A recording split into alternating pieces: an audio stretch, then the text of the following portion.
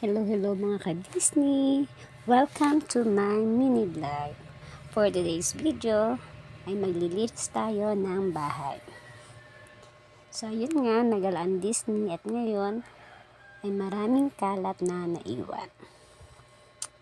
Dito muna tayo sa terrace. Nakikita nyo naman ang daming kalat guys. Tambak ng basura, mga sapatos, mga kung ano-ano. Ayan. Kaya naglinis tayo for today's. Dahil ilang araw akong pumasok at may araw na nagdala ako, kaya ngayon natambakan ako ng kalat. Sipagin natin maglinis at itotodo na natin to. Yun na nga, nagpunas-punas na tayo ng sahig at sobrang alikabok. Yan. Dahil wala tayong map, mano-mano yan. Yan yung paraan natin sa paglilinis. Parang exercise na rin yan mga mi. Pagkatapos natin sa taas, dito naman tayo sa baba at ang hugasan naman ang tututukan natin. For the go naman at tatapusin natin ang tambak na hugasin.